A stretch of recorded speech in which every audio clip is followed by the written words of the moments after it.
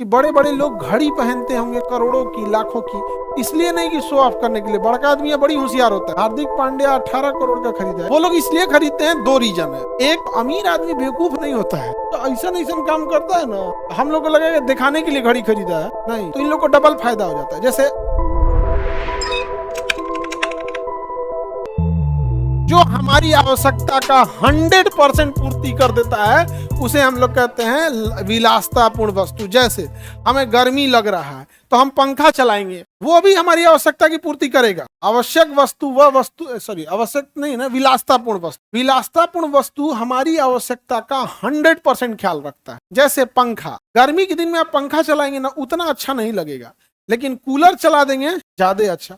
लेकिन कूलर में वो खराबी, इतना हनहना के मारेगा, आवाज करेगा कि बाहर कौन बोल रहा है सुनाई भी नहीं करेगा, अब तो पेपर ऊपर उड़िया देगा। जा, हमारी आवश्यकता का 100% पूर्ति नहीं किया।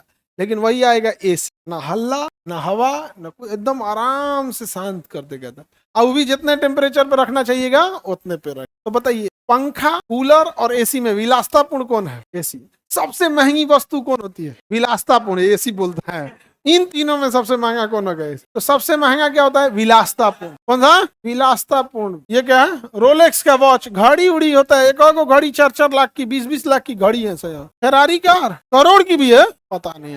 हाँ भाई, बहुत महंगे। तो सबसे ज्यादा कॉस्ट किसका होता है? लग्जरियस वस्तु का।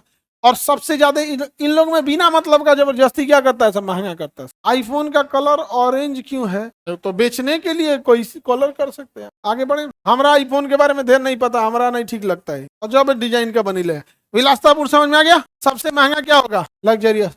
सबसे ज्यादा गवर्नमेंट टैक्स किस पे लेती है? किस पे? लग्जरियस वस्तु पे लेते हैं। वो घड़ी भी समय ही बताती है। घड़ी थोड़ा इन्वेस्टमेंट के लिए होती है। कुछ जो महंगी घड़ियां होती है ना, जो लग्जरियस होती है, उसका रेट सोना की तरफ बढ़ता है। जैसे अगर कोई ऐसी घड़ी है जिसको आप 3 करोड़ में खरीदे हैं, तो 10 साल बाद उसी घड़ी को आप 7 करोड़ में बेच सकते हैं, मतलब महंगा बेच सकते हैं। तो इसलिए देखिएगा कि बड़े बड़े लोग घड़ी पहनते होंगे करोड़ों की, लाखों की, इसलिए नहीं कि शो ऑफ करने के लिए। बड़का आदमी है, बड़ी होशियार होता है। फेसबुक का मालिक मार्क जुकरबर्ग टी शर्ट बदलवे नहीं करते हैं। टी शर्ट बदलते देखे हैं कभी उसको?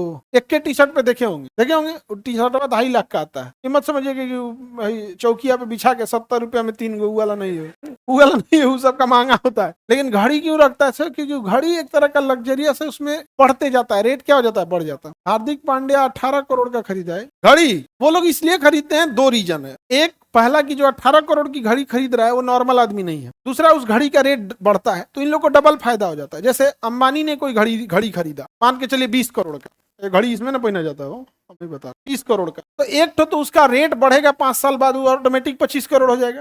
और दूसरा, थोड़ा किसने है? अंबानी ने। एक उससे रेट बढ़ जाता है। तो अमीर आदमी बेवकूफ नहीं होता है, तो ऐसा काम करता है ना, हम लोग को लगेगा दिखाने के लिए घड़ी खरीदा है, नहीं, सबका इन्वेस्टमेंट रहता है। बाकी आप लोग का तो समय खराब चल रहा है, घड़ी चाहे कुछ पहन लीजिए।